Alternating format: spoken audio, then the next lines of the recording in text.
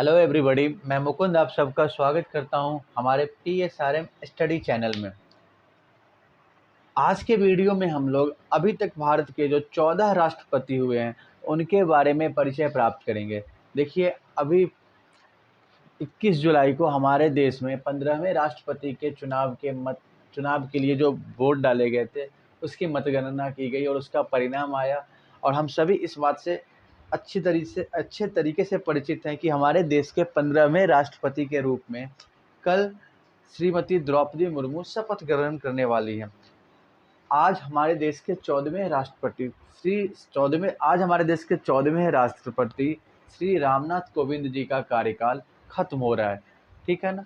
तो हमारे देश के नए राष्ट्रपति के रूप में श्रीमती द्रौपदी मुर्मू जी कल शपथ ग्रहण करने वाली हैं। उनका कार्यकाल कल से शुरू होने वाला है। तो इसी परिप्रेक्ष्य में, इसी संदर्भ में हम लोग अब तक देश में जो 14 राष्ट्रपति हुए हैं उनके बारे में संक्षिप्त जानकारी प्राप्त करेंगे। हम लोग श्रीमती द्रौपदी मुर्मू जी के बारे में एक अलग वीडियो में उनके जीवन से संबंधित महत्वपूर्ण जानकारी प्राप्त करेंगे, ठीक है। इस वीडियो में जो इमेज लिया गया है वो दैनिक जागरण के पेज से लिया गया है, ठीक है। तो हम लोग शुरू करते हैं। सबसे पहले बात करते हैं हमारे देश के प्रथम राष्ट्रपति डॉक्टर राजेंद्र प्रसाद से, ठीक है। डॉक्टर राजेंद्र प्रसाद जो 26 जनवरी 1950 से 13 मई 1962 तक हमारे देश के राष्ट्रपति रहे, ठीक है। इनका कार्यकाल लगातार लगातार 2 बार राष्ट्रपति के पद पे कार्यरत थे, ठीक है। ये हमारे देश के प्रथम राष्ट्रपति थे और इन्हें देश रत्न भी कहा जाता है। डॉक्टर राजेंद्र प्रसाद 26 जनवरी 1950 से 13 मई 1962 तक हमारे देश के राष्ट्रपति थे। ये एकमात्र राष्ट्रपति हैं जिनका राष्ट्रपति के रूप में 2 कार्यकाल है। इस बात को हम लोग याद रखेंगे, ठीक है। इकलौते राष्ट्रपति हैं जिनका राष्ट्रपति के रूप में 2 कार्यकाल हैं। इन्होंने भारत के स्वतंत्रता संग्राम में काफ़ी सक्रिय योगदान दिया था, ठीक है ना। इनका बहुत ही एक्टिव पार्टिसिपेशन है इंडियन फ्रीडम स्ट्रगल में। साथ ही साथ हम लोग इनके बारे में ये भी जानते हैं कि हमारे संविधान सभा के ये अध्यक्ष भी थे और 1962 ईस्वी में देश रत्न डॉक्टर राजेंद्र प्रसाद को भारत रत्न दिया गया था, ठीक है ना। हमारे पहले राष्ट्रपति थे डॉक्टर राजेंद्र प्रसाद, इन्हें 1962 में भारत रत्न दिया गया था। ये हमारे संविधान सभा के अध्यक्ष भी थे और ये राष्ट्रपति के कार्यालय में 2 बार नियुक्त किए गए। तो ये 2 बार राष्ट्रपति नियुक्त होने वाले इकलौते राष्ट्रपति हैं। और डॉक्टर राजेंद्र प्रसाद के बाद हमारे देश के दूसरे राष्ट्रपति श्री सर्वपल्ली राधाकृष्णन हैं, ठीक है। इनके जन्म दिवस पे हम लोग शिक्षक दिवस भी मनाते हैं और इनका जन्म दिवस है 5 सितंबर 1988 को। हम लोग शिक्षा दिवस इनके जन्मदिन पे 5 सितंबर को मनाते हैं बड़े धूमधाम से, ओके। इन्हें 1954 में भारत रत्न से सम्मानित किया गया था। ये बहुत ही प्रसिद्ध शिक्षाविद थे और इनके योगदान के लिए इन्हें 1954 में भारत रत्न से सम्मानित किया गया था। फिर हम लोग बात करते हैं अपने देश के तीसरे राष्ट्रपति डॉक्टर जाकिर हुसैन के बारे में। डॉक्टर जाकिर हुसैन का कार्यकाल 13 मई 1967 से 3 मई 1969 तक का है, ठीक है। इनका कार्यकाल 2 साल का ही है, 13 मई 1967 से 3 मई 1969 को। और ये हमारे देश के पहले मुस्लिम राष्ट्रपति थे। इनके बारे में 2 चीज़ें इनके नाम पर रिकॉर्ड है। He was the first Indian Muslim president and he was the first president who died in office. यानी ये हमारे देश के पहले राष्ट्रपति थे जिनकी मृत्यु उनके कार्यकाल में हुई है।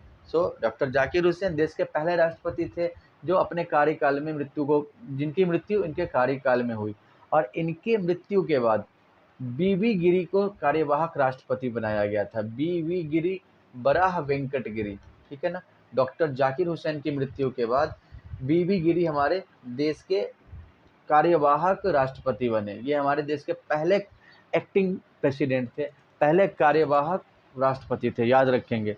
हमारे देश के पहले कार्यवाहक राष्ट्रपति हुआ the first acting president of the country, तो इट वाज बराह वेंकट गिरी और वीवी गिरी, ठीक है। डॉक्टर जाकिर हुसैन के बाद अगर हम बात करते हैं, देखिए बराह वेंकट गिरी के बाद ना मोहम्मद हिदायतुल्लाह भी बने कुछ दिनों के लिए कार्यवाहक, ठीक है। 3 मई 1969 से लेके 20 जुलाई 1969 तक हमारे ये बीवी गिरी एक्टिंग प्रेसिडेंट रहे। और उनके बाद बीवी गिरी के बाद 20 जुलाई 1969 से लेकर 14 अगस्त 1969 तक, यानी लगभग 1 महीने तक मोहम्मद हिदायतुल्लाह एक्टिंग प्रेसिडेंट रहे, कार्यवाहक प्रधानमंत्री रहे। ठीक है, तो हम लोग इसके बाद फिर से इलेक्शन होता है। मोहम्मद हिदायत, देखिए हमें पता है ना कि राष्ट्रपति का चुनाव 6 महीने के भीतर होना चाहिए। अगर एक राष्ट्रपति का कार्यकाल खत्म होने के 6 महीने के भीतर ही नए राष्ट्रपति का चुनाव हो जाना चाहिए। तो जाकिर हुसैन की मृत्यु के बाद बीबी गिरी बने थे 3 मई 1969 से लेके 20 जुलाई तक, और उसके बाद फिर से 20 जुलाई से 24 अगस्त तक मोहम्मद हिदायतुल्लाह रहे। मोहम्मद हिदायतुल्लाह ना सुप्रीम कोर्ट के चीफ जस्टिस भी थे। ठीक है, फिर राष्ट्रपति का चुनाव होता है और इसमें बराह वेंकटगिरी कंटेस्ट करते हैं राष्ट्रपति इलेक्शन। तो हमारे देश के चौथे निर्वाचित राष्ट्रपति बराह वेंकटगिरी होंगे। ठीक है ना, हम लोगों ने डॉक्टर जाकिर हुसैन के बाद देश में 2 कार्यवाहक प्रधानमंत्री देखे हैं, बीबी गिरी और मोहम्मद हिदायतुल्लाह। ठीक है ना, तो ये दोनों निर्वाचित नहीं थे, ये दोनों कार्यवाहक थे। फिर हम लोग बात करते हैं चौथे राष्ट्रपति की, तो वो बराह वेंकटगिरी या वी गिरी होंगे। ठीक है, वी गिरी का कार्यकाल 1969 से 24 अगस्त 1969 तक का है। यह भारत के पहले एक्टिंग प्रेसिडेंट थे, हम लोगों ने पीछे बात किया है। ठीक है, हम लोगों ने ये भी जानकारी प्राप्त की है कि जब ये एक्टिंग प्रेसिडेंट थे, उसके बाद मोहम्मद हिदायतुल्लाह भी प्रेसिडेंट बने थे, वाइस एक्टिंग प्रेसिडेंट बने थे। ठीक है, और ये अब तक जो 3 प्रेसिडेंट हुए थे, ठीक है, उनके इलेक्शन और इनके इलेक्शन में एक डिफरेंस ये है कि बराह वेंकटगिरी पहले राष्ट्रपति थे जिनके इलेक्शन में सेकेंड राउंड की काउंटिंग हुई थी। बराह वेंकटगिरी पहले प्रेसिडेंट थे अपने टाइम तक जिनके इलेक्शन में सेकेंड राउंड तक की काउंटिंग हुई थी। और बीवी गिरी को भी 1975 में भारत रत्न से सम्मानित किया गया। तो बीबी गिरी को भी 1975 में भारत रत्न से सम्मानित किया गया। बीबी गिरी के बाद हम लोग बात करते हैं फ़खरुद्दीन अली अहमद। फ़खरुद्दीन अली अहमद हमारे देश के 5वें राष्ट्रपति थे। ठीक है, और ये दूसरे राष्ट्रपति थे जिनकी मृत्यु कार्यकाल में हुई है उनके। सो फ़खरुद्दीन अली अहमद हमारे कंट्री के सेकंड राष्ट्रपति थे जो अपने कार्यकाल में जिनकी मृत्यु हुई थी। फ़खरुद्दीन अली अहमद के मृत्यु के बाद डॉक्टर बी.डी. जत्ती को कार्यवाहक राष्ट्रपति बनाया गया था। बी.डी. जत्ती एक्टिंग प्रेसिडेंट बने फ़खरुद्दीन अली अहमद के मृत्यु के बाद। और फ़खरुद्दीन अली अहमद के बाद हमारे कंट्री के 6ठे राष्ट्रपति बनते हैं नीलम संजीव रेड्डी। नीलम संजीव रेड्डी के साथ महत्वपूर्ण बात यह है कि ये हमारे देश के पहले गैर कांग्रेसी राष्ट्रपति थे। अब तक इससे पहले जो भी राष्ट्रपति बने थे उनका संबंध कांग्रेस पार्टी से था। नीलम संजीव रेड्डी देश के पहले गैर कांग्रेसी राष्ट्रपति थे, और नीलम संजीव रेड्डी राष्ट्रपति बनने से पहले आंध्र प्रदेश के मुख्यमंत्री भी रहे और ये लोकसभा के स्पीकर भी थे। नीलम संजीव रेड्डी के साथ एक और महत्वपूर्ण जानकारी ये है कि ये दूसरी बार राष्ट्रपति चुनाव में पार्टिसिपेट किए थे। ये इन्होंने पहली बार भी राष्ट्रपति चुनाव में भाग लिया था, ये प्रत्याशी रहे थे लेकिन वो हार गए थे। नीलम संजीव रेड्डी 1969 में भी राष्ट्रपति चुनाव में पार्टिसिपेट किए थे, इलेक्शन कॉन्टेस्ट किए थे, लेकिन वहाँ पे वो सफल नहीं हुए और ये अपने दूसरे प्रयास में निर्विरोध चुने गए थे। तो इनके साथ, नीलम संजीव रेड्डी के साथ हम लोग 3 महत्वपूर्ण चीज़ें देख रहे हैं कि ये देश के पहले नॉन कांग्रेस प्रेसिडेंट थे, पहले नॉन कांग्रेसी प्रेसिडेंट थे, ये लोकसभा के स्पीकर भी रहे हैं। ये इन्होंने पहली बार जब राष्ट्रपति का चुनाव लड़ा था 1969 में तो ये पराजित हुए थे, और सेकेंड टाइम जब ये प्रेसिडेंशियल इलेक्शन कंटेस्ट करते हैं तो ये निर्विरोध चुने जाते हैं। नीलम संजीव रेड्डी का कार्यकाल देखिए, यहाँ से ना अब तक हम लोगों ने जो भी 5 राष्ट्रपति का कार्यकाल देखा है, ठीक है, और अब जो भी राष्ट्रपति आएंगे नीलम संजीव रेड्डी के बाद उनका कार्यकाल 25 जुलाई से अगले 5 साल तक होगा। ठीक है, अब जो भी राष्ट्रपति आएंगे, जैसे नीलम संजीव रेड्डी 25 जुलाई 1977 से 25 जुलाई 1982, इसके बाद जो आएंगे वो 25 जुलाई 1982 से 87, फिर जो आएंगे वो 87 से 92, 92 से 97, 97 से 2002, ये अब तक चला आ रहा है। तो यहाँ से हम लोगों को ना सभी राष्ट्रपति के कार्यकाल को अगर याद करना हो तो बहुत आसानी से हो जाएगा। नीलम संजीव रेड्डी के बाद 7वें राष्ट्रपति के रूप में ज्ञानी जैल सिंह आते हैं। ठीक है, हमारे देश के 7वें राष्ट्रपति ज्ञानी जैल सिंह बनते हैं। इनका कार्यकाल 25 जुलाई 1982 से 25 जुलाई 1987 तक का है। और राष्ट्रपति बनने से पहले ज्ञानी जैल सिंह ने पंजाब के मुख्यमंत्री के रूप में भी काम किया था और ये कैबिनेट मंत्री भी रहे थे। और इनके कार्यकाल में कई सारी विवादित घटनाएं देश में हुई, जैसे ऑपरेशन ब्लू स्टार, ठीक है, इंदिरा गांधी की हत्या, या कंट्री में सिख राइट्स हुए थे 1984 के, ये सभी ज्ञानी जैल सिंह के कार्यकाल में हुआ था। ज्ञानी जैल सिंह के बाद हमारे देश के 8वें राष्ट्रपति होते हैं आर वेंकट रमन। आर वेंकट रमन का कार्यकाल 25 जुलाई 1987 से 25 जुलाई 1992 तक का होगा। ठीक है, ये 1984 से 1987 तक भारत के उपराष्ट्रपति भी रहे और आर वेंकट रमन के नाम अपने कार्यकाल में सबसे ज़्यादा प्रधानमंत्री को शपथ दिलाने का रिकॉर्ड है। आर वेंकट रमन ने 4 प्रधानमंत्री के साथ कार्य किया था और 3 प्रधानमंत्री को इन्होंने शपथ दिलाया है। तो ये इनके नाम रिकॉर्ड है कि इनके कार्यकाल में सर्वाधिक प्रधानमंत्री ने शपथ ग्रहण किया था। आर वेंकट रमन के बाद हमारे देश के जो 9वें राष्ट्रपति बनते हैं वो है डॉक्टर शंकर दयाल शर्मा।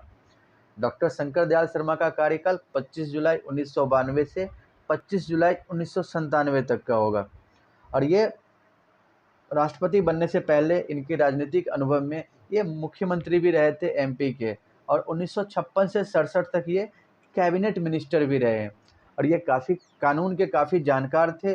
कानून के क्षेत्र में इनके योगदान को देखते हुए इंटरनेशनल बार एसोसिएशन ने उनको living legend of law award of recognition दिया था।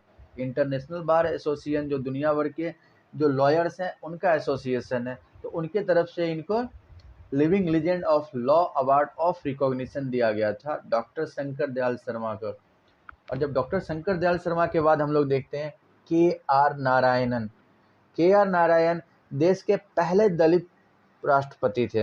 ही वॉज द फर्स्ट दलित राष्ट्रपति, he was the first Malayali, he was the first Dalit president, he was the first Malayali president. के आर नारायण का कार्यकाल 25 जुलाई 1997 से 25 जुलाई 2002 तक का है।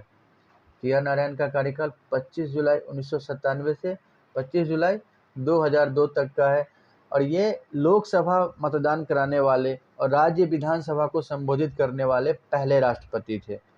के आर नारायण के साथ हम लोग क्या देखते हैं कि वो देश के प्रथम दलित राष्ट्रपति थे, प्रथम मलयाली राष्ट्रपति थे और लोकसभा मतदान करने वाले और राज्य विधानसभा को संबोधित करने वाले भी वो देश के पहले राष्ट्रपति थे।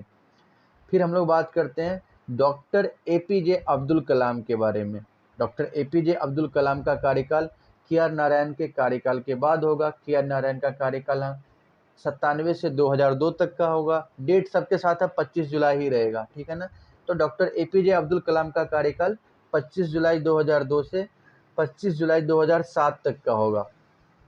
एपीजे कलाम को हम लोग मिसाइल मैन के नाम से भी जानते हैं, ठीक है। और ये राष्ट्रपति बनने से पहले ये वैज्ञानिक थे, तो ये देश के पहले वैज्ञानिक थे जो राष्ट्रपति बने, ठीक है ना। सो ये राष्ट्रपति बनने वाले पहले वैज्ञानिक थे। और एपीजे अब्दुल कलाम के नाम एक और रिकॉर्ड है कि ये अब तक हुए जितने भी राष्ट्रपति चुनाव है उनमें जो चुनाव परिणाम का अंतर है, तो काउंटिंग में सबसे ज़्यादा वोट से जीतने वाले ये राष्ट्रपति रहे। सर्वाधिक मतों से जीतने वाले राष्ट्रपति हैं एपीजे अब्दुल कलाम। इन्होंने अपने प्रतिद्वंदी कैप्टन लक्ष्मी सहगल, तो कैप्टन लक्ष्मी सहगल को इन्होंने 8,15,518 वोटों से हराया था। और 1974 और 1998 के जो परमाणु परीक्षण हमारे देश में हुए थे उनमें इनकी भूमिका बहुत ही महत्वपूर्ण रही और विज्ञान के क्षेत्र में इनके योगदान को देखते हुए 1997 में भारत रत्न से इन्हें सम्मानित किया गया था। डॉक्टर एपीजे अब्दुल कलाम हमारे देश के 11वें राष्ट्रपति थे। और एपीजे अब्दुल कलाम के बाद हमारे देश में 12वें राष्ट्रपति बनती हैं श्रीमती प्रतिभा सिंह पाटिल। प्रतिभा सिंह पाटिल राष्ट्रपति बनने से पहले 1962 से 1985 तक 5 बार महाराष्ट्र विधानसभा की सदस्य रही थी। तो इन प्रतिभा सिंह पाटिल 5 बार महाराष्ट्र विधानसभा की सदस्य रह चुकी थी। राष्ट्रपति बनने से पहले ये राजस्थान की राज्यपाल भी थी। और ये प्रतिभा सिंह पाटिल हमारे देश की पहली महिला राष्ट्रपति थी जिन्होंने सुखोई विमान उड़ाया था। इनके नाम ये रिकॉर्ड भी है कि ये हमारे देश की पहली महिला राष्ट्रपति है, प्रतिभा सिंह पाटिल, ठीक है ना। अब तक हम लोगों ने जो भी पहले 11 राष्ट्रपति देखे हैं वो सभी पुरुष थे। प्रतिभा सिंह पाटिल इस देश की पहली महिला राष्ट्रपति थी। प्रतिभा सिंह पाटिल के बाद हमारे देश के राष्ट्रपति बनते हैं प्रणब मुखर्जी। प्रणब मुखर्जी का कार्यकाल प्रतिभा पाटिल के कार्यकाल के बाद आएगा, यानी 2012 से 2017 तक का। प्रणब मुखर्जी 25 जुलाई 2012 से 25 जुलाई 2017 तक हमारे देश के 13वें राष्ट्रपति के रूप में कार्यरत रहे। राष्ट्रपति चुनाव से पहले वो संप्रग या कांग्रेस लेड संप्रग गवर्नमेंट, कांग्रेस की जो यूपीए अलायंस थी उसमें ये वित्त मंत्री रहे थे, फिनेंस मिनिस्टर थे कांग्रेस गवर्नमेंट में, ठीक है। और ये 1997 में इनको सर्वश्रेष्ठ सांसद का भी पुरस्कार मिला था और 2008 में इन्हें भारत का दूसरा सबसे बड़ा असैनिक पुरस्कार पद्म विभूषण मिला था। प्रणब मुखर्जी के बाद हम लोग रामनाथ कोविंद की बात करेंगे, जो हमारे देश के 14वें राष्ट्रपति के रूप में निर्वाचित हुए थे। इनका कार्यकाल 25 जुलाई 2017 से 25 जुलाई 2022, आज इनका आखिरी दिन है इनके कार्यकाल के रूप में। आज इनका कार्यकाल खत्म हो रहा है और कल से हमारे नए राष्ट्रपति श्रीमती द्रौपदी मुर्मू का कार्यकाल शुरू होगा, ठीक है ना। तो हम लोग द्रौपदी मुर्मू के बारे में, श्रीमती द्रौपदी मुर्मू के बारे में एक अलग से वीडियो बनाएंगे। आज की वीडियो में हम लोग अब तक जो राष्ट्रपति रहे उनकी बात कर रहे हैं, उनके संक्षिप्त परिचय को प्राप्त कर रहे हैं। तो रामनाथ कोविंद जी का कार्यकाल आज खत्म हो रहा है। अगर इनके परिचय की बात करते हैं तो राष्ट्रपति बनने से पहले ये बिहार राज्य के राज्यपाल थे और बिहार के राज्यपाल के रूप में इनकी उपलब्धि सबसे बड़ी ये मानी जाती है कि इन्होंने अपने कार्यकाल में विश्वविद्यालय में भ्रष्टाचार की जांच के लिए एक अलग से आयोग गठित किया था, ठीक है। और राजनीतिक समस्याओं के प्रति इनके दृष्टिकोण के कारण इनका सभी दलों में अच्छा प्रभाव है, सभी राजनीतिक दलों में इनका काफ़ी ज़्यादा सम्मान रहा है। तो ये अब तक के हमारे देश के राष्ट्रपति थे और हम लोग उम्मीद करते हैं कि हमारी अब जो निर्वाचित राष्ट्रपति हैं श्रीमती द्रौपदी मुर्मू, वो इन सभी राष्ट्रपति की विरासत को अच्छे से संभालेंगे और उनके नेतृत्व में हमारा देश एक अलग स्तर को पहुंचेगा, हमारा देश एक अलग लेवल अचीव करेगा अंतर्राष्ट्रीय और राष्ट्रीय फलक पे। मैं उम्मीद करता हूं कि इस वीडियो में हमारे देश के अब तक के 14 राष्ट्रपति के बारे में आपको संक्षिप्त जानकारी पसंद आई होगी। और अगर आपको ये वीडियो अच्छा लगा तो आप प्लीज़ हमारे चैनल को लाइक और सब्सक्राइब करेंगे। धन्यवाद।